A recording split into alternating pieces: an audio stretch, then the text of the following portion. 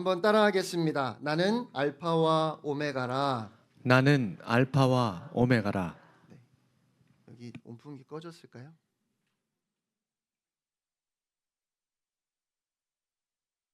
여러분 혹시 나니아 연대기라는 영화 아십니까? 네, 원래 그 C.S. 루이스가 쓴 소설입니다. 2차 세계대전 당시에 독일의 폭격을 피해서 영국 런던에 살던 몇몇 아이들이 시골집으로 피난을 갔는데요. 그 시골집 옷장이 신비한 나니아의 세계로 가는 비밀 통로였습니다. 그래서 옷장을 통해서 그 현실 세계를 피해 나니아 세계로 들어가게 되는데, 현실 세계에서는 그 전쟁의 참상을 피할 수 없었던 아이들이 나니아 세계에서는 강한 용사가 돼서 악의 군대도 물리치고 또 왕이 되어서 다스리게 되는 위엄을 보여주는 이야기입니다. 요한계시록이 박해를 받고 있던 교회들에게 나니아의 세계로 가는 비밀 통로와도 같은 것이었습니다.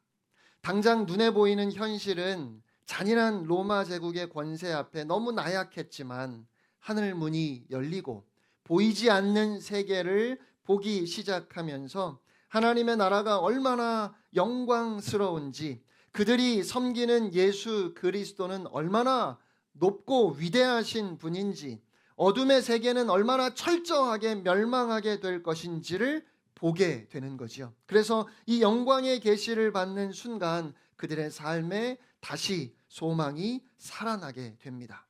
사랑하는 여러분, 요한계시록 말씀을 통해서 눈에 보이지 않는 영적 세계의 비밀과 하늘나라의 영광을 바라보실 수 있기를 축복합니다. 오직 하나님의 백성만 볼 수 있습니다. 세상은 알 수 없는 그 영광을 바라볼 때 오늘 우리의 삶이 달라질 줄 믿습니다. 지난주에 살펴보았던 1절부터 3절은 이 책의 제목이라고 말씀을 드렸지요. 그리고 오늘 4절로 8절 말씀은 인사말입니다. 우리 4절 상반절 말씀을 함께 읽겠습니다. 시작. 요한은 아시아에 있는 7교회에 편지하노니. 편지를 보내는 사람이 누구예요? 사도 요한입니다. 예수님의 12제자 중에 가장 나이 어린 제자였고요. 그래서 늘 예수님의 품에서 사랑을 독차지했었습니다. 그런데 지금은 아무도 주의 어린 제자 요한이라고 부르지 않을 겁니다. 그만큼 세월이 많이 흘렀어요. 12제자 중에 다른 제자들은 다 죽고 이제 요한만 남았습니다. 유일하게 남아있는 요한에게 오늘 주님께서 마지막 편지를 기록하게 하셨어요. 그리고 그 편지를 받는 수신자들은 아시아에 있는 7교회예요. 요한계시록이 예언의 말씀, 묵시의 말씀이지만 당시 실제로 있었던 소아시아 지역, 지금의 터키 지역의 7교회들에게 보내는 편지이기도 합니다. 여러분, 그래서 요한계시록을 우리가 읽을 때 어떤 상징으로만 보면 안 되는 거지요. 왜냐하면 1세기에 있었던 교회들의 실제적인 문제를 요한계시록이 다루고 있기 때문에 그렇습니다. 분명한 역사성이 있는 말씀이라는 거지요. 그런데 당시 소아시아 지역에 많은 교회들이 있었을 텐데 왜 7교회일까요? 이 7교회는 당시의 모든 교회를 대표하는 교회들입니다. 7은 완전수라고 해서 그 7이라는 수에 완전 혹은 충만이라는 의미가 담겨 있어요. 그러니까 7교회에 편지를 보낸다는 것은 모든 교회에 보낸다는 의미입니다. 1세기의 교회뿐만 아니라 오고 오는 세대의 모든 교회들에게 주님이 주시는 편지의 말씀이에요. 4절 하반절로 5절 상반절 말씀 함께 읽겠습니다. 시작. 이제도 계시고 전에도 계셨고 장차 오실 이와 그의 보좌 앞에 있는 7영과 또 충성된 증인으로 죽은 자들 가운데에서 먼저 나시고 땅의 임금들의 머리가 되신 예수 그리스도로 말미암아 은혜와 평강이 너희에게 있기를 원하노라. 아멘. 네. 이제도 계시고 전에도 계셨고 장차 오실 이 표현은 성부 하나님을 뜻하는 겁니다. 구약 성경의 출애굽기 말씀을 보면 하나님께서 나는 스스로 있는 자라 하셨지요. 그 말씀을 풀어서 이렇게 말씀하시는 거예요. 그리고 그의 보좌 앞에 있는 7 영은 성령님을 가리킵니다. 영이 7이 있는 것이 아니고 말씀드린 것처럼 7은 완전수이기 때문에 완전하신 성령님을 표현하는 거예요. 또 한 분 성령님의 7가지 특성을 우리에게 말씀하는 것이기도 합니다.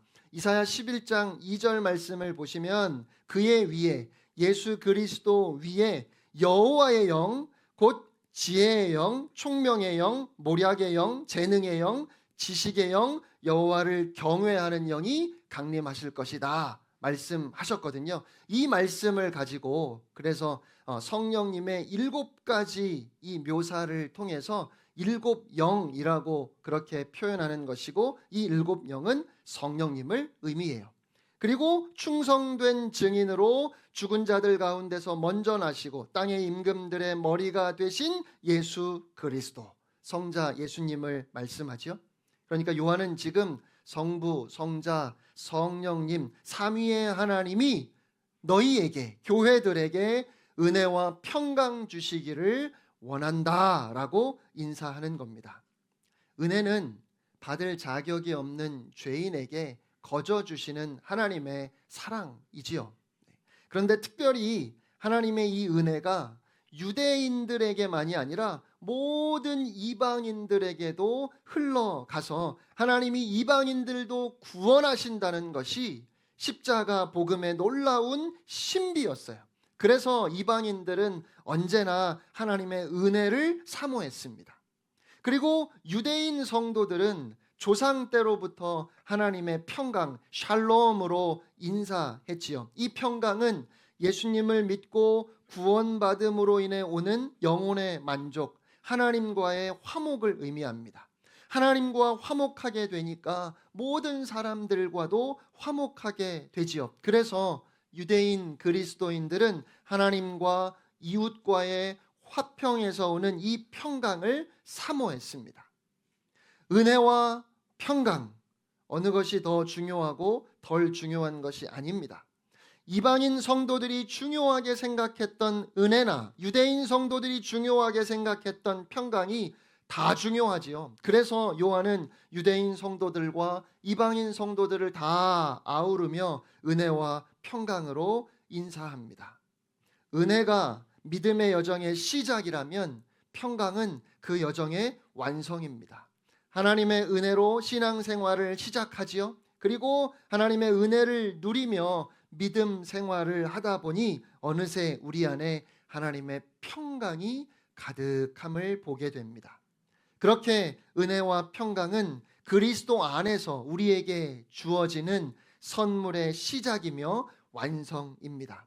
지금 요한은 이 은혜와 평강이 성삼위 하나님께서 교회에게 주시는 것이라고 증언하는 겁니다. 교회는 하나님이 주시는 은혜와 평강을 경험하지요. 아니, 반드시 경험해야 합니다. 그러지 않고서는 로마 제국의 박해 속에서 교회가 살아남을 수 없는 거예요. 고난보다 더 큰 은혜를 하늘로부터 받아야 했습니다. 그래서 편지를 시작하면서 이 모든 계시의 목적이 하나님의 위로이며 격려라는 것을 분명하게 강조합니다. 그리고 이제 요한은 그렇게 삼위의 하나님 중에 특히 예수님을 집중적으로 소개합니다. 삼위 하나님을 소개할 때 성경의 일반적인 순서는 성부, 성자, 성령이지요. 그런데 지금 말씀을 보니까 요한은 성부 하나님, 성령 하나님, 그리고 성자 예수님을 소개해요. 왜요? 성자 예수님을 강조하기 위함입니다. 여러분, 우리는 요한계시록이라고 부르지만 이 책의 제목이 뭐라고요? 예수 그리스도의 계시. 요한계시록의 주인공이 누구라고요? 예수 그리스도. 네, 지난주 설교를 다 기억하시네요. 5절 말씀 우리 다시 한번 함께 읽겠습니다. 시작. 그의 위에 또 충성된 증인으로 죽은 자들 가운데서 먼저 나시고 땅의 임금들의 머리가 되신 예수 그리스도로 말미암아 은혜와 평강이 너희에게 있기를 원하노라. 우리를 사랑하사 그의 피로 우리 죄에서 우리를 해방하시고. 아멘. 네. 예수님이 어떤 분이신지를 하나하나 소개하는 것이 지금 박해받고 있는 성도들에게 위로와 격려의 메시지가 됩니다. 여러분, 예수님을 아는 것이, 예수님이 어떤 분이신지를 바르게 아는 것이 오늘 이 힘든 현실을 살아가는 우리에게 힘이 되고 능력이 됨을 믿으시기를 바랍니다. 그래서 예수님을 자세히 소개하는 거예요. 푸른 초장 시간에 요한계시록의 핵심 메시지가 뭔지 가르쳐 드렸는데 다들 너무 생생하게 기억이 나시죠? 네, 뭐였어요? 두려워하지 말라입니다. 두려워하지 말라. 예수님에 대해서 아는 것이 어떻게 두려움을 떨쳐버릴 힘이 되는지 하나하나 확인해 보겠습니다. 예수님은 충성된 증인이셨습니다. 헬라어로 증인은 마르투스라고 하는데요, 순교자라는 뜻입니다. 그 증인의 사명이 이제 교회에 이어졌지요. 증인의 삶에는 핍박과 고난이 있습니다. 그런데 그 뒤에는 하늘의 영광이 있습니다. 그래서 요한은 교회를 향해 그대들이 가는 길은 우리 주님이 먼저 가신 길입니다. 그대들은 지금 우리 주님의 고난에 동참하고 있습니다. 주님이 그대들을 도우시니 힘을 내십시오. 두려워하지 마십시오. 그렇게 이야기하는 거예요. 또 예수님은 우리를 사랑하셔서 그의 피로 우리 죄에서 우리를 해방시키셨습니다. 요한은 예수님이 십자가에 못 박히셨을 때 유일하게 예수님 앞에 있었던 제자이지요. 다른 누구보다도 예수님의 십자가 사랑이 얼마나 큰지 잘 알고 있었습니다. 그 십자가의 사랑으로 우리를 죄에서 해방시키신 분이 예수님이라는 거예요. 우리는 그렇게 자유하게 되었습니다. 이 세상 권세가 우리를 어찌할 수 없어요. 그래서 요한은 성도들에게 이 복음의 핵심인 십자가 사랑을 기억하라고 당부합니다. 로마가 아무리 핍박해도 주님이 얼마나 우리를 사랑하시는지 그 십자가 사랑을 잊지 말라는 거예요. 그 사랑은 변하지 않습니다. 로마가 우리의 몸을 상하게 할 수는 있을지 몰라도 너희의 영혼을 어찌할 수 없으니 예수 그리스도의 피로 너희의 영혼은 죄로부터 해방되었다. 주님의 그 보배로운 피가 지금 그대들 안에 흐르고 있다. 그러니까 두려워하지 말라. 예수님의 십자가 사랑은 성경의 모든 말씀을 풀어낼 수 있는 암호와 같습니다. 성경을 읽다가 이해가 안 되면 십자가 사랑을 입력하면 이해가 돼요. 또한 예수님의 십자가 사랑은 받아들일 수 없는 현실을 이해하는 암호이기도 합니다.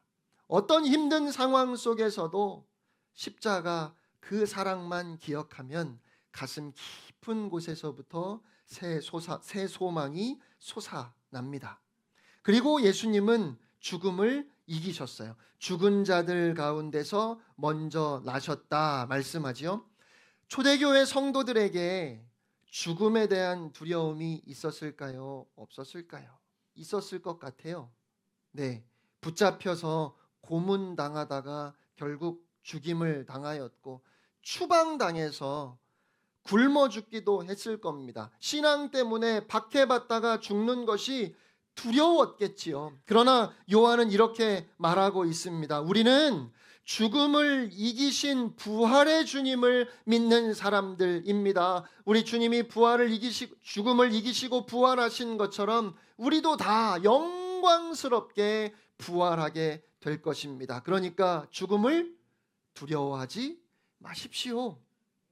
또 예수님은 땅의 임금들의 머리이십니다. 우리는 아무렇지 않게 이 말씀을 읽는데요. 1세기 사람들에게 로마 황제 위에 주님이 계시다고 말하는 건 그 말 그대로 반역이에요. 그러니까 이 말은 목숨 걸고 하는 신앙 고백인 겁니다. 우리가 눈에 보이는 땅의 임금들 앞에서, 당시의 로마 황제 앞에서 두려워 떨지요. 그러나 그리스도의 권세는 로마 황제뿐 아니라 이 땅의 모든 권력자들 위에 있는 권세인 겁니다. 예수님은 왕의 왕이시고 모든 이름 위에 뛰어난 이름이십니다. 그래서 요한은 이렇게 외치는 거예요. 도미티아누스 황제가 아무리 지가 신이라고 그렇게 말도 안 되는 말을 할지라도 그는 얼마 지나지 않아 죽게 될 것입니다. 도미티아누스를 비롯한 수많은 이 땅의 왕들을 진짜 다스리시는 분이 바로 우리 주님이십니다. 그러니 로마 황제를 두려워할 필요가 없습니다. 주님의 때가 되면 그는 권자에서 떨어지고 말 것입니다. 그러니까 로마의 핍박으로 삶의 터전을 잃어버리고 감옥에 갇히고 정든 고향에서 쫓겨날다 할지라도 용기를 내십시오. 두려워하지 마십시오. 6절 말씀 우리 함께 읽겠습니다. 시작. 그의 아버지 하나님을 위하여 우리를 나라와 제사장으로 삼으신 그에게 영광과 능력이 세세토록 있기를 원하노라. 아멘. 아멘. 또 핍박받는 성도들에게 요한은 우리나라는 로마가 아니라 하나님 나라임을 선포하면서 담대하라고 격려합니다. 우리는 하나님 나라 백성이기 때문에 하나님이 지키시고 보호하신다는 거예요. 그러므로 로마 황제를 주라고 부를 수 없습니다. 눈에 보이는 이 나라에서 출세하는 것에 목숨 걸 필요가 없어요. 우리의 진짜 본향은 하늘나라이고 우리의 진정한 왕이신 예수님은 저 잔인한 로마 황제와는 전혀 다른 사랑의 구주이십니다. 그러니까 두려워하지 마십시오. 성경에서 하나님의 나라는 어떤 지리적인 공간이 아니라 하나님의 통치를 의미합니다. 그러니까 교회가 세워지는 곳마다 하나님의 나라는 임하게 되는 거지요. 주님이 택하여 부르시고 구원하시고 세상에 보내시는 저와 여러분이 곧 하나님의 나라입니다. 여러분이 가는 곳곳마다 하나님의 나라가 그곳에 임하는 거예요. 여러분이 존재하는 것 자체가 하나님의 나라의 시작이라는 말입니다. 그러니까 두려워하지 말고 당당하세요.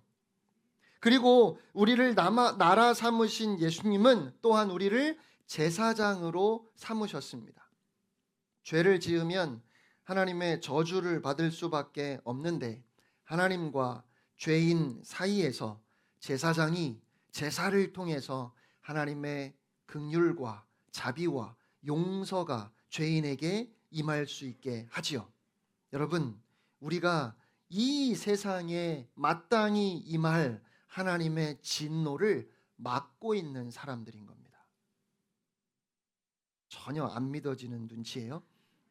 예레미야 5장 말씀을 보시면 너희가 이 성 중에 의인 한 사람만 찾으면 내가 예루살렘을 심판하지 않겠다고 하나님께서 말씀하셔요. 아브라함 때에 저 소돔과 고모라에 의인 10명만 있으면 내가 저들을 심판하지 않겠다고 하시잖아요. 한 사람의 의로운 삶이 10사람의 보잘것없어 보이는 예배가 그 도시 전체의 죄악을 상쇄하고도 남는다는 겁니다. 작고 미약해 보여도 여기 교회가 있다는 것이 얼마나 중요한지 몰라요. 우리가 드리는 예배가 하나님의 진노를 막고 있는 거예요. 여러분, 그러니까 우리가 이 사명을 제대로 감당하지 못하면 이 세상은 걷잡을 수 없이 멸망을 향해 치닫게 될 겁니다. 나라가 망하는 것은 정치나 경제가 문제가 되어서 망하는 것 아니고요. 교회가 타락할 때 나라가 망하는 거예요. 교회가 예수님이 제사장으로 삼으신 그 사명을 감당하는 것이 아니라 세상과 함께 물질과 쾌락을 쫓을 때 망하고 마는 겁니다. 우리가 하나님 앞에 성결함을 회복할 때 세상이 소망을 갖게 될 것입니다. 7절 말씀 함께 읽겠습니다. 시작. 볼지어다 그가 구름을 타고 오시리라. 각 사람의 눈이 그를 보겠고 그를 찌른 자들도 볼 것이요 땅에 있는 모든 족속이 그로 말미암아 애곡하리니 그러하리라. 아멘. 구름을 타고 오신다는 말씀은요, 구름과 함께라고 번역하는 것이 맞습니다. 주님은 말로 표현할 수 없는 지극한 영광의 구름과 함께 이 땅에 다시 오실 거예요. 주님의 재림은 그 베들레헴 말구유의 한밤중에 고요히 오셨던 주님의 초림과는 전혀 다를 것입니다. 모든 사람들이 볼 수 있도록 온 천지를 진동하며 지극히 영광스러운 모습으로 다시 오실 거예요. 그를 찌른 자들은 주님을 십자가에 못 박고 주님의 교회를 핍박하는 원수들을 가리킵니다. 땅에 있는 모든 족속이 그로 말미암아 애곡하리니, 그러니까 주님 다시 오시는 그날까지 복음을 거절하고 믿지 않은 사람들이 그때야 후회하며 통곡하게 될 것이라는 말씀이지요. 당시 초대교회 성도들은 악인들의 강성함을 보면서 괴로웠을 거예요. 아니, 주님의 교회를 핍박하고 하나님의 말씀을 거스르며 욕심과 쾌락과 폭력에 젖어 살아가는 사람들이 너무 잘 사는 거예요. 반면에 경건하게 주님을 믿는 사람들은 가난하고 핍박을 받으니 그 마음이 얼마나 어려웠을까요? 그런데 요한은 주님이 다시 오실 때 가장 정의롭고 공평한 심판과 보상이 이루어질 것을 지금 선언하고 있는 겁니다. 왜 요한은 우리 주님의 재림의 영광을 그렇게 입이 부르트게 강조할까요? 당시에 핍박당하던 교회들은 로마 제국의 권세 아래 주눅이 들어 있었을 겁니다. 그런 그들에게 요한은 주님이 다시 오실 때 얼마나 영광스럽게 오실 것인지 그걸 알려주는 거예요. 이전에 사도들을 통해서 들었던 예수님은 말 구유에 누우셨던 아기 예수님, 힘없이 로마의 창칼에 전혀 맞서지도 아니하시고 그냥 십자가에 달려 죽으신 예수님이었어요. 그러나 요한은 그것이 예수님의 전부가 아니라고 지금 선포하는 겁니다. 다시 오실 예수님은 전혀 다른 모습이라고 증언하고 있습니다. 그렇지요. 예수님이 힘이 없으셔서 참으셨던 것이 아니에요. 우리를 사랑하셔서 우리를 구원하시려고 참으셨던 것이고요. 사실 우리 주님은 이 세상의 어떤 왕보다 크고 강하신 분입니다. 그러니까 두려워할 필요가 없습니다. 마지막으로 8절 말씀 함께 읽을게요. 이 말씀은 요한계시록에서 선포되는 하나님의 첫 번째 음성입니다. 함께 읽지요. 주 하나님이 이르시되 나는 알파와 오메가라. 이제도 있고 전에도 있었고 장차 올 자요 전능한 자라 하시더라. 아멘. 알파와 오메가라. 이제도 있고 전에도 있었고 장차 올 자라. 하나님은 과거에도 현재에도 미래에도 항상 계시는 분이에요. 우리가 잘 아는 말이 있죠. 이렇게 힘들고 어려운 때는 없었던 것 같아요. 오늘이 제일 힘들어요. 근데 사실은 과거에 이보다 더 힘든 때도 많았습니다. 우리 하나님은 그것을 다 보아 오셨습니다. 우리는 지금이 너무 힘들다고 말하지만 여러분, 이 또한 지나갑니다. 다가올 미래가 두렵다고 말하지만 그 미래를 주관하시는 분도 우리 하나님이십니다. 그러니까 두려워하지 마세요. 한 가지 시간의 흐름을 말할 때는 보통 과거, 현재, 미래 이렇게 이야기하는 게 자연스럽죠. 그러니까 전에도 계셨고 지금도 계시고 장차 오실이라고 해야 맞을 것 같아요. 그런데 주님은 지금 교회들을 향해 위로의 말씀을 주시면서 제일 먼저 뭐라고 하셔요? 이제도 있고. 무슨 뜻이에요? 나 지금 살아있어, 이 말씀하시는 거잖아요. 지금 초대교회 성도들이 박해를 받고 있어요. 아무리 기도해도 하나님이 응답하시지 않는 것 같아요. 로마는 갈수록 더 강성해져 갑니다. 주님의 교회는 이렇게 끝나는 걸까요?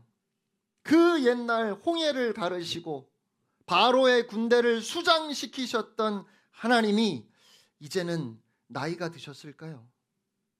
하나님이 변함없으시다면 왜 오늘 성도들의 고난을 그냥 보고 계실까요? 그런 교회의 의문에 대해서 요한은 이렇게 하나님의 음성을 증언하는 겁니다. 하나님은 살아계시다. 그 능력 그대로, 그 영광 그대로 우리 주님은 살아계시다. 그리고 그런 맥락에서 하나님께서 나는 전능한 자라고 그렇게 다시 한번 선언하십니다. 여러분, 전능한 자, 전능자라는 말이 성경에 많이 나올 것 같은데 그러지 않습니다. 꼭 필요할 때만 하나님이 말씀하셔요. 신약 성경 전체에 딱 10번 나옵니다. 그런데요, 그 10번 중에 9번이 요한계시록에 있어요. 계속해서 말씀하시는 거예요. 나는 전능자라. 극심한 박해 가운데 하나님의 사랑과 능력을 의심하게 되는 성도들에게 나는 내가 한 약속을 반드시 이룬다. 그 약속을 이룰 수 있는 전능하신 하나님이심을 확인해 주는 겁니다. 이 세상에 전능하신 분은 하나님 한 분밖에 없습니다.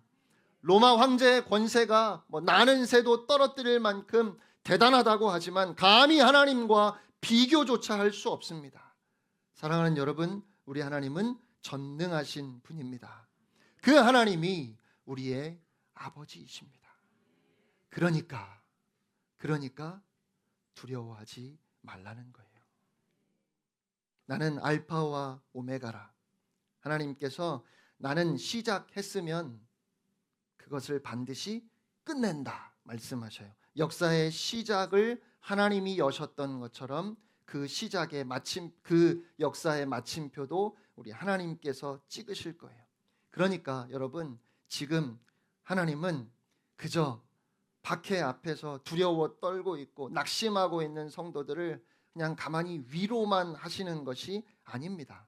현재의 고난과 비교할 수 없는 하늘의 영광을 바라보면서 다시 일어나라는 거예요. 다시 일어나라. 어깨를 펴고 당당하게 온 세상을 향해 다시 오실 주님을 선포하라고. 사랑하는 성도 여러분, 많이 힘들고 또 어려우시지만 다시 일어서서 어깨를 당당히 펴고 오늘을 맞이하실 수 있기를 축복합니다. 임마누엘, 전능하신 하나님이 지금도 우리와 함께 하십니다. 이제 곧 다시 오실 주님이 여러분의 눈물을 닦아주시고 여러분에게 순결한 옷을 입혀주시고 영원한 그 나라에서 영생하게 하실 것입니다. 그러니 두려워하지 마십시오.